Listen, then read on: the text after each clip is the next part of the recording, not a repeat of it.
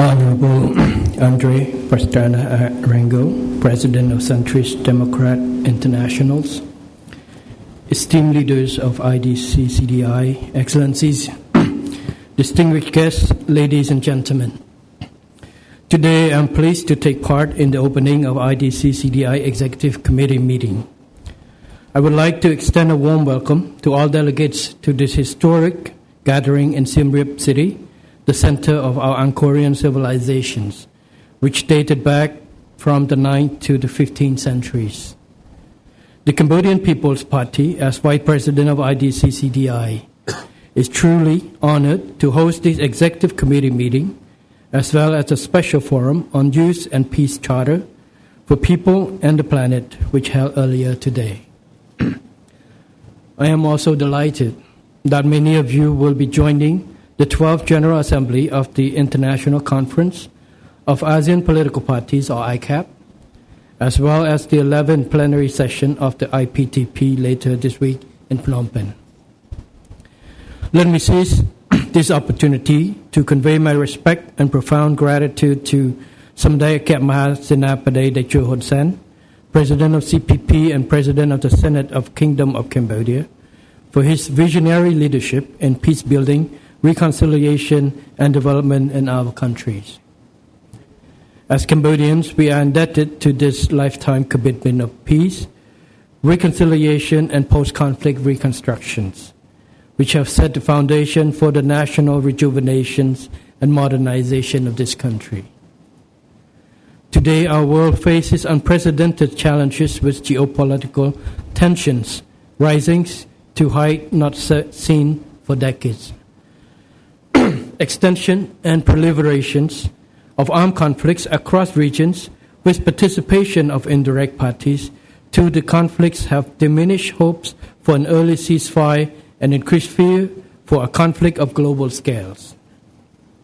Moreover, economic polarizations, climate change, and natural disasters are threatening lives globally at an unimaginable scale. Combined, these challenges have caused humanitarian and refugee crisis and hindered economic recovery, fueled inflations, disrupting supply chains, and compromising food security and human development. This is why the theme of our meeting today is so timely and relevant as we seek to harness our shared responsibility to address these pressing regional and global issues.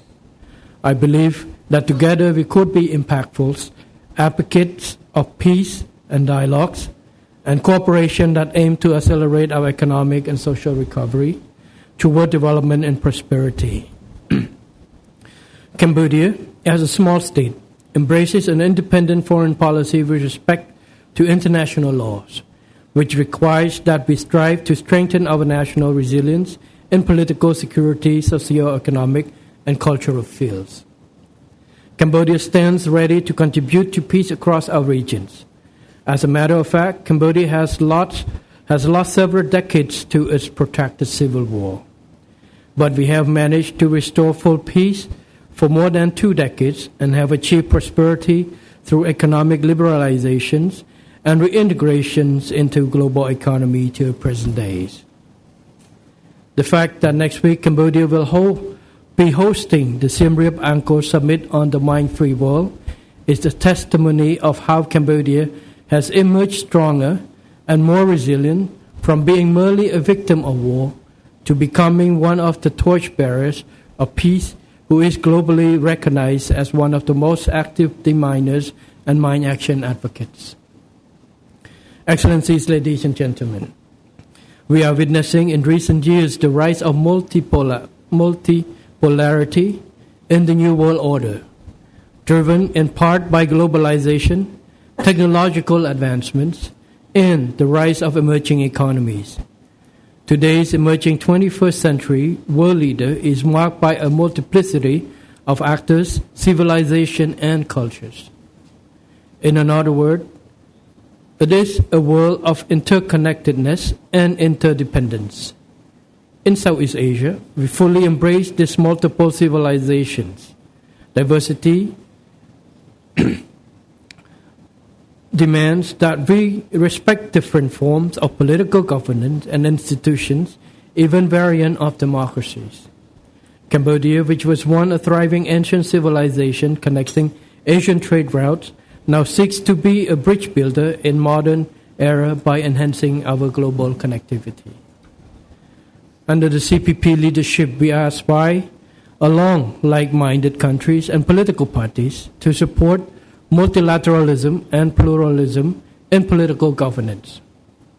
Given past history, peace is the core foundation of CPP's political philosophy that seeks to build a society that is harmonious, tolerant, and inclusive, where people, despite their social backgrounds and political orientation, can live side by side.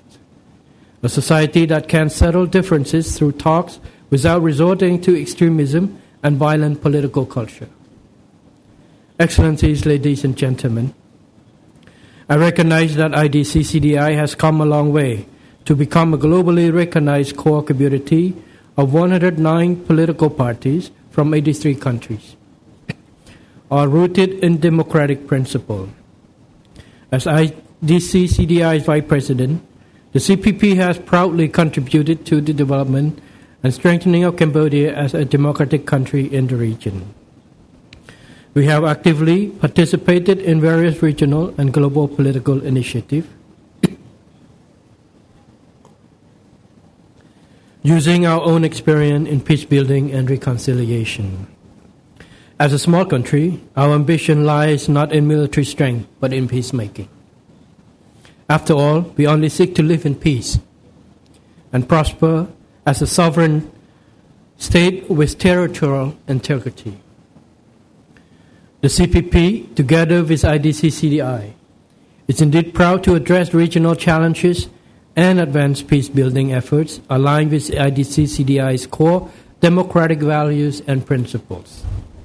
In that regard, I truly appreciate the works of the IDC-CDI as they related to value of peace, freedom of reliable and accountable press, the participation of youth and women in peace and security, among other aspects. This resonates perfectly with the proposed establishment of the Universal Peace Chapter, part of which was discussed and elaborated at the special forum held this morning. I believe that we are witnessing the historical moment in modern history in that government, parliamentary, political parties, and civil society organizations from across the globe reach this common vision of having in place a universal peace architecture that is open, inclusive, people-centered, and action-oriented. Moreover, it is complementary to the function of the United Nations in peace building. As such, I would like to encourage our IDC-CDI global family to support and partake in this journey together.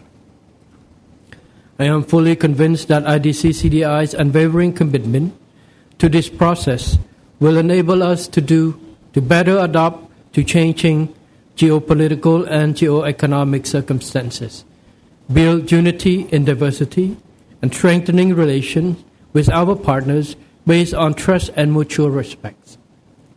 In these challenging times, I would like to emphasize that political parties and parliamentarians do have an indispensable role to play to advance this noble agenda. Excellencies, ladies and gentlemen, our gathering over the next few days are efforts to secure common position for ensuring worldwide security, stability, and development. I am confident that IDC-CDI can provide valuable inputs for our discussions as well as identify some policy recommendations to promote peaceful coexisting for greater interest of our people. On that positive note, allow me now to conclude my speech by wishing our IDC-CDI family continued success and good health. I hope all distinguished participants have a comfortable and pleasant stay in our cultural city of Siem Reap. Thank you very much.